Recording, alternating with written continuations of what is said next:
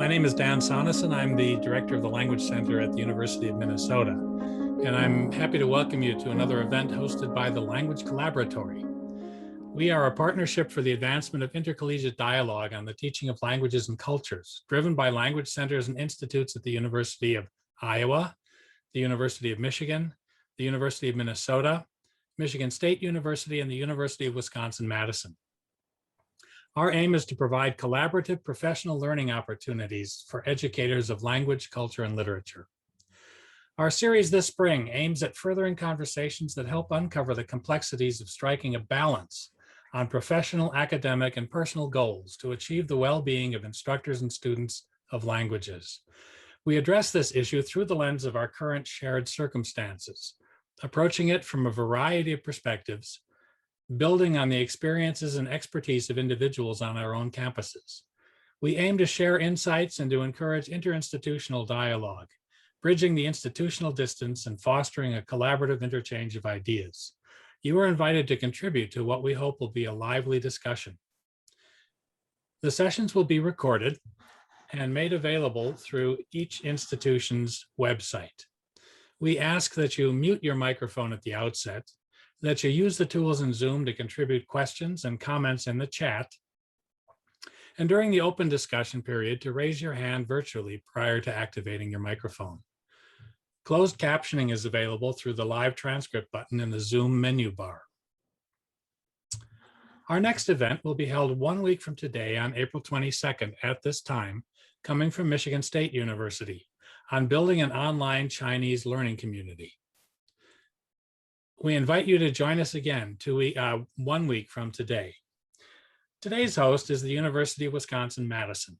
I will now turn the discussion over to Jana Martin, Associate Director of the Language Institute, to introduce our guest speaker and to begin the conversation. Jana. Thank you very much, Dan. And good afternoon, everyone. Thank you very much for spending the next, I would say, half an hour or so with us. It gives me a great pleasure to introduce my colleague and our today's discussant, Takako Nakakubo. Takako is a faculty associate in Japanese language in the Department of Asian Languages and Cultures here at the University of Wisconsin-Madison.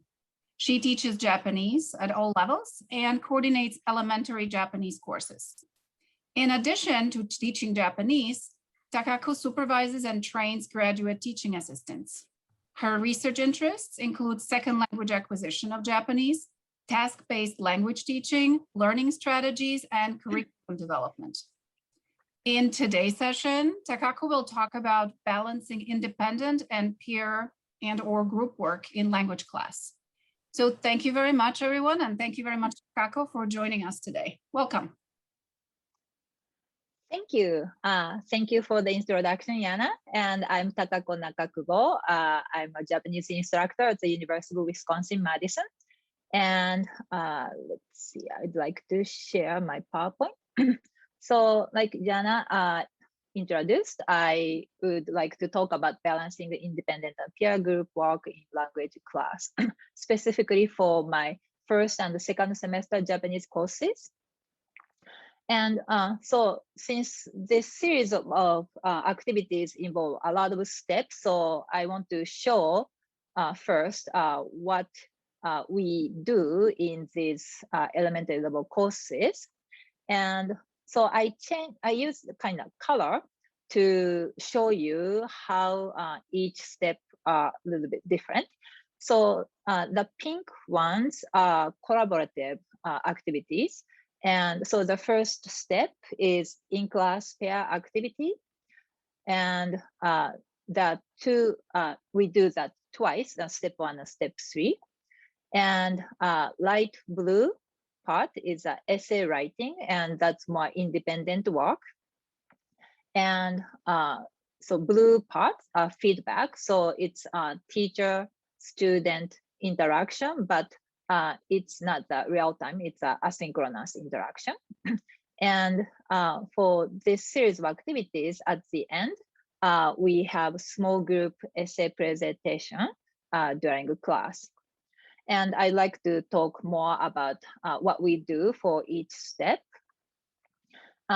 So the first two steps, so at the beginning, or as a first step for this series, so teacher shows, present a conversation topic and some questions aligned with the topic. And usually we do this series at the end of the lesson. So students are already kind of familiar with what we are going to talk about. And then after teacher tells the topic and gives some questions, then students are divided in small group. And so right now, since everything is remote and we use Zoom, so students are in a breakout room, usually in 2 students in each breakout room, and then they talk about the topic and ask each other questions. And after that, as an assignment, student will write the essay about the same topic. So at that time, a student already have some ideas what to write because during class, they already talk about it. And usually the assignment has required length. We usually start from 8 sentences long or something, and gradually increase. And right now, I think the last assignment at the end of the second semester Japanese, we have 300 letters, not words, but 300 letters for as a requirement, and usually have some grammar patterns in the lesson that we just practiced. And first semester Japanese level, we require students to handwrite the first draft. And it's because Japanese has different writing. We don't use alphabet, but we, right away start practice writing Japanese characters. So we want students to practice those Japanese writing. So we require students to write in handwrite. But second semester, by then, students are quite familiar with how to write Japanese. So we just ask them to type their first draft. And then the third step is when the essay was due, the next day, a student will bring their essay and then show each other.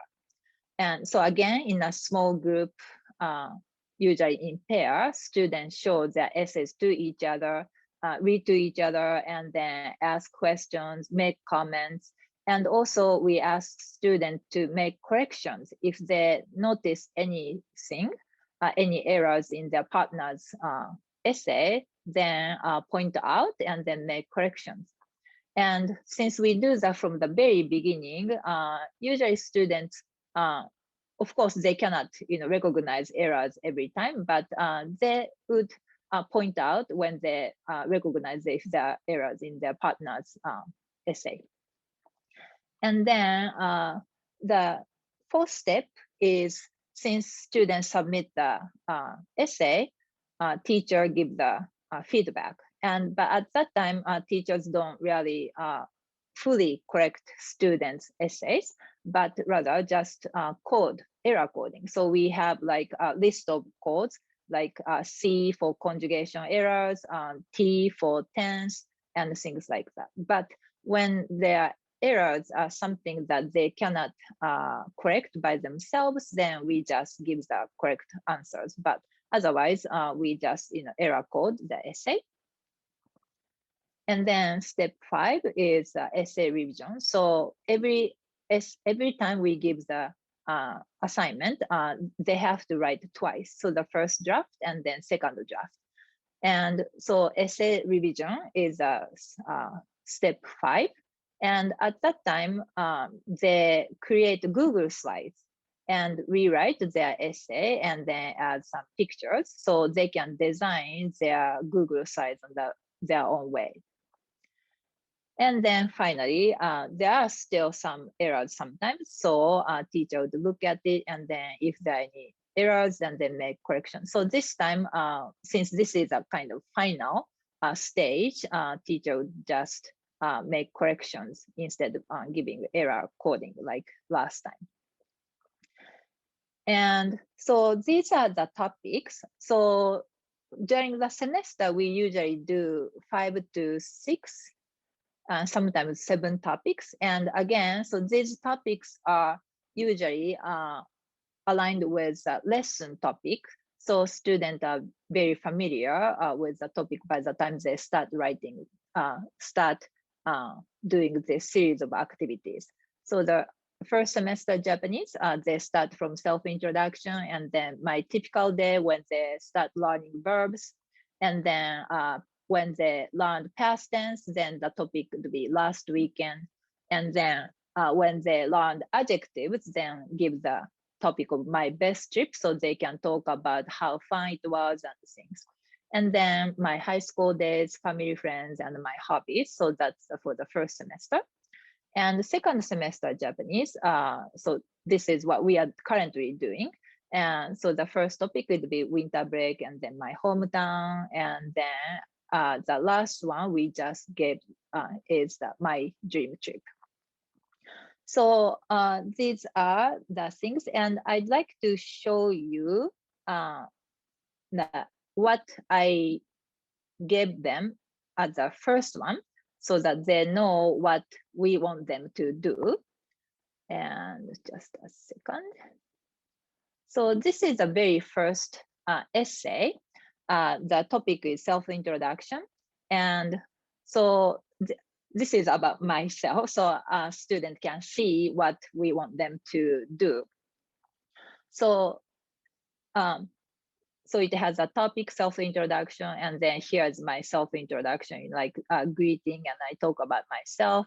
And you can see I put the picture from my hometown, and then I put university's picture to tell that I'm a teacher at the UW Wisconsin, UW Madison.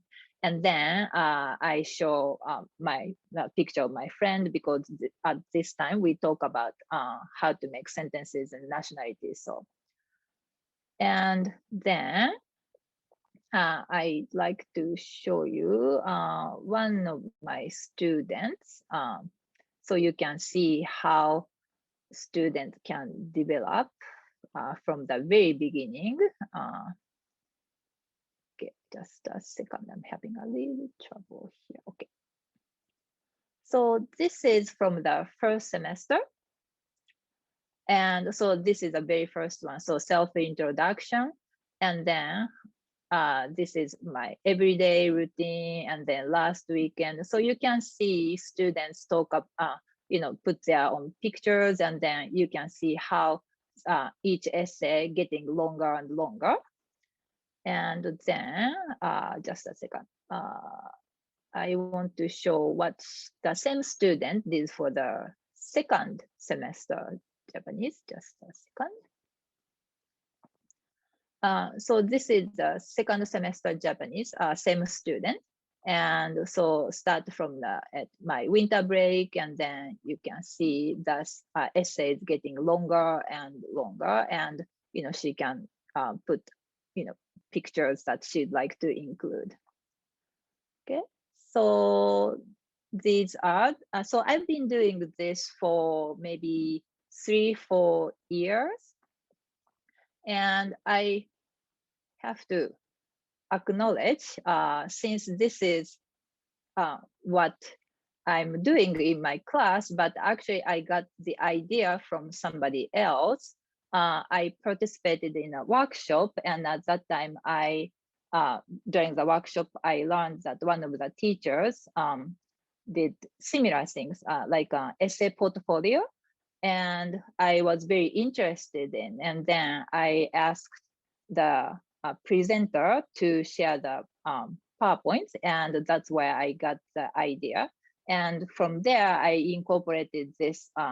So it was a essay portfolio, but then I added the interactive component before going into the essay. And now, like you see, it's now the 6-step series of activities now.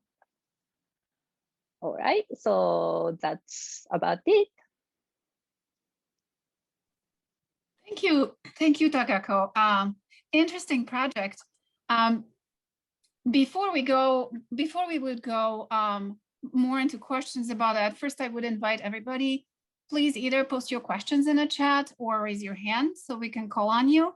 And I'll start. I'll go back to the description. Who is saying? Jean.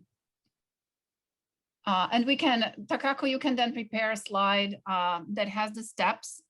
Okay, just go a second. back to your, yeah, thank you.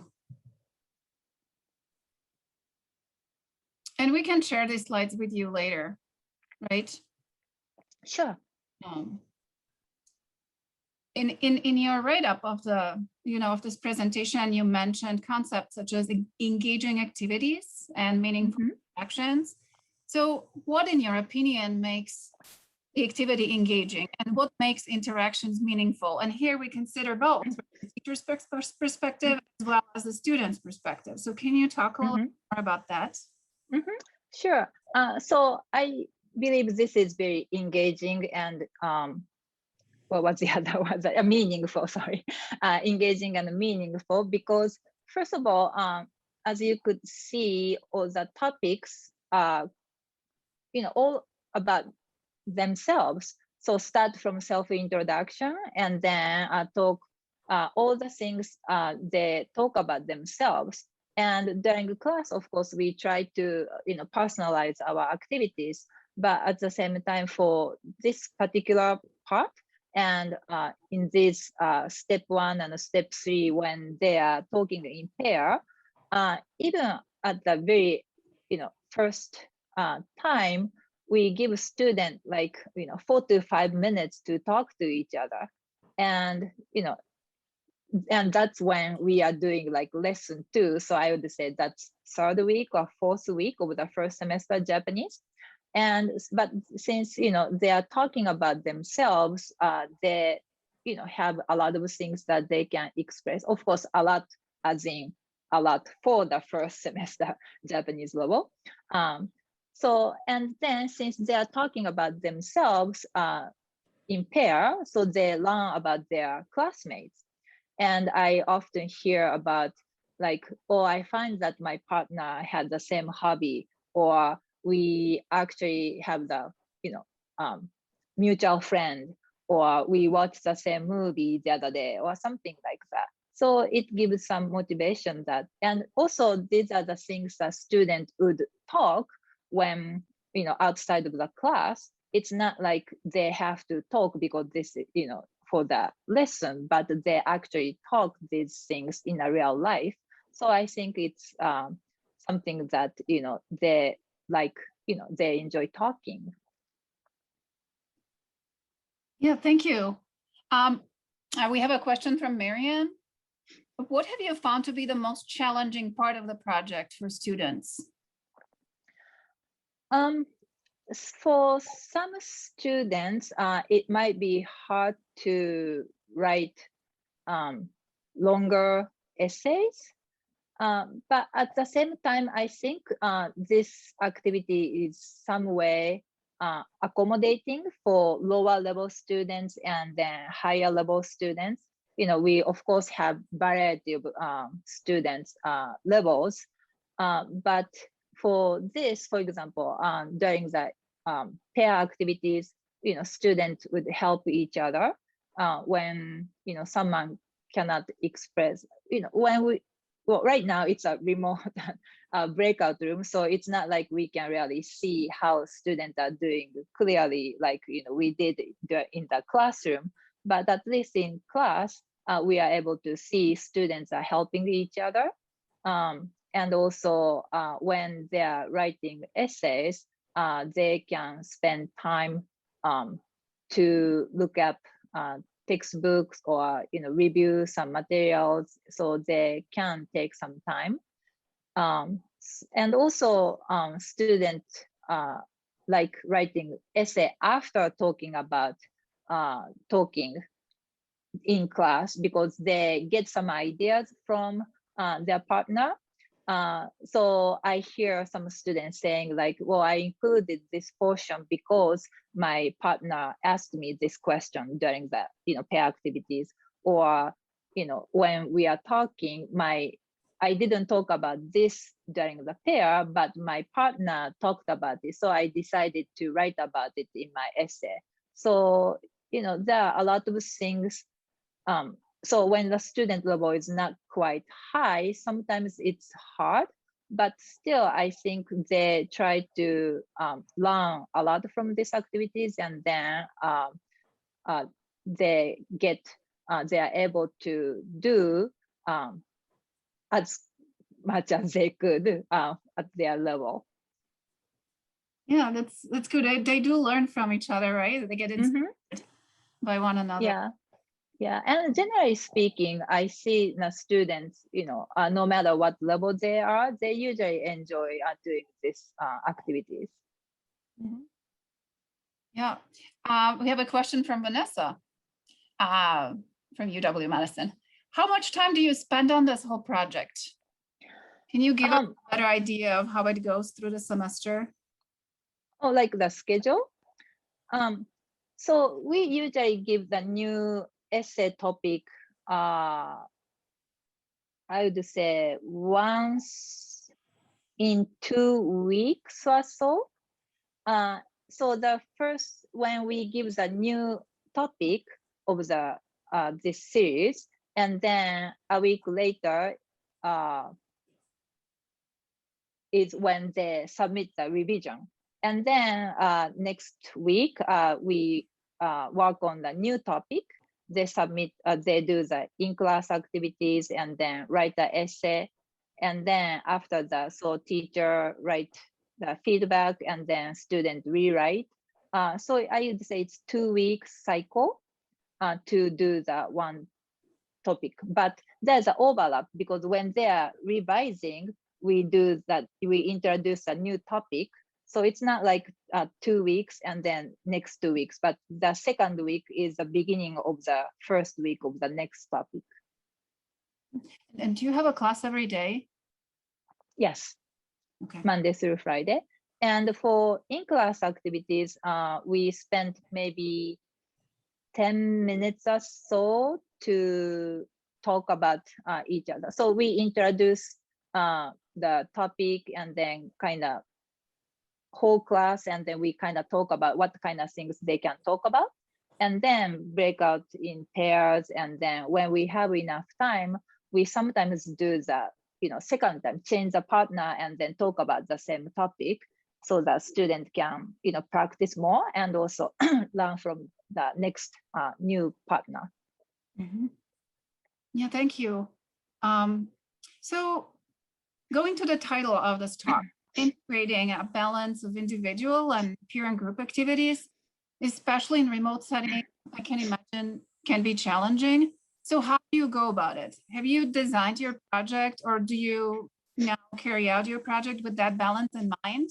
And the follow-up question on that is, how do you consider student preferences and individual learning styles in this? How do you fold that into your planning?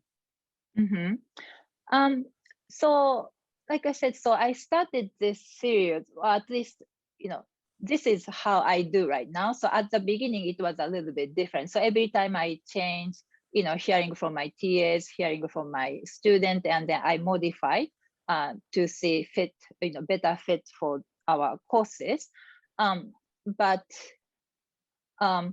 So when I started, it was maybe 3 or 4 years ago. So I didn't, think this would, this remote teaching at that point, not at all. It's just that this happened to be able to, something that I can kind of transform without much modification. It just, falls into the right place in a way. So this is why I feel like, this is quite versatile, not just at the level. I started from the first semester, but you can of course do it in a higher level, but also you can do it in class, or in class as in face-to-face, or you can do it in online because we can use Zoom and then do the breakout room.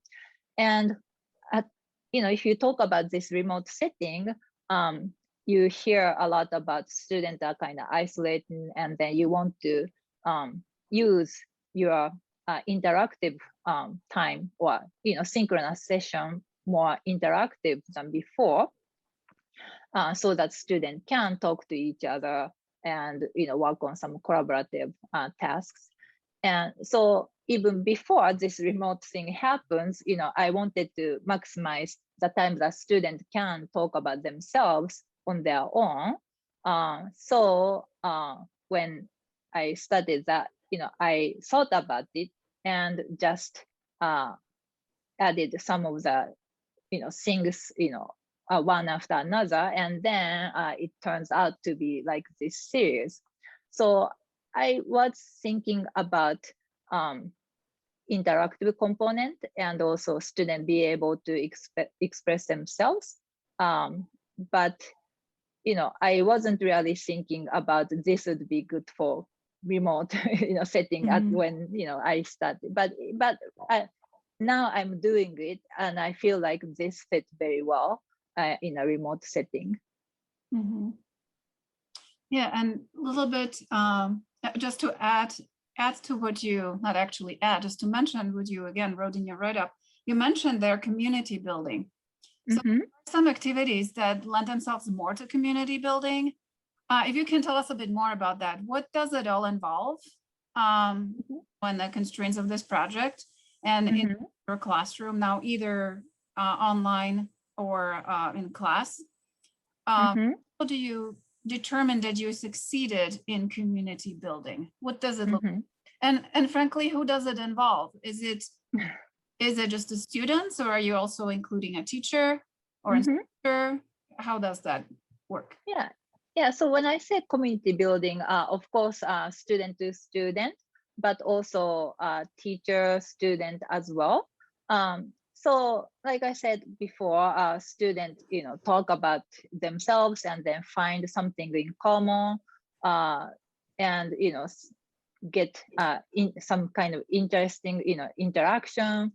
And also, when teachers, usually my TAs, look at student essays, and when they make comments like, like when the student write about, so I play tennis as, hobby. And then, teacher can also comment like, oh, I play tennis, or, or I, like this, professional tennis player or something like that. So this kind of small talk, I think it helps building relationship between, teachers and students, because students also learn something about the teacher and then, find something in common.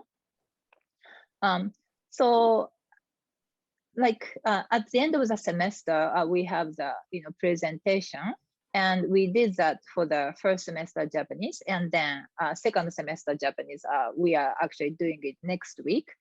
And so during this remote setting, I'm sure a lot of language teachers, including myself, felt like this remote setting is really hard to create community, because, even though at least my course, students come to class every day, but it's not like they can see in person. It's all, usually they just, turn off their camera, so they cannot even see each other. But when we did the small group presentation at the end of the semester, last semester, we were kind of worried that, if they feel comfortable to, present their, essays and also asking questions about requirement during that presentation. And we are like, do they actually ask questions? But once the presentation started, and when we are, going through some breakout rooms, we were able to see how students are actually, helping each other, asking questions, making comments, and saying like, oh, good job, it was a great presentation, something like that. And it was kind of heartwarming to see, how well students worked, even this, remote setting. Yeah, thank you. We just hit 4 o'clock. So Dan, if you want to step in and do your part. Sure. I'm going to stop the screen sharing right now. Okay. Okay. Yes. So yes, thank you so much, Takako and Yana. As Yana mentioned, we just hit 4 o'clock, so we don't want to keep you longer than this, but we are going to stick around for another 15 minutes or so to continue the conversation. If you want to stick around, you're more than welcome to. But again, we've set these at half hours, and there's no obligation for you to stay. But this has just been a very interesting and very successful project that Takako has presented to us. And if you have questions or comments or want to share some of your own experiences trying something like this, that would be great.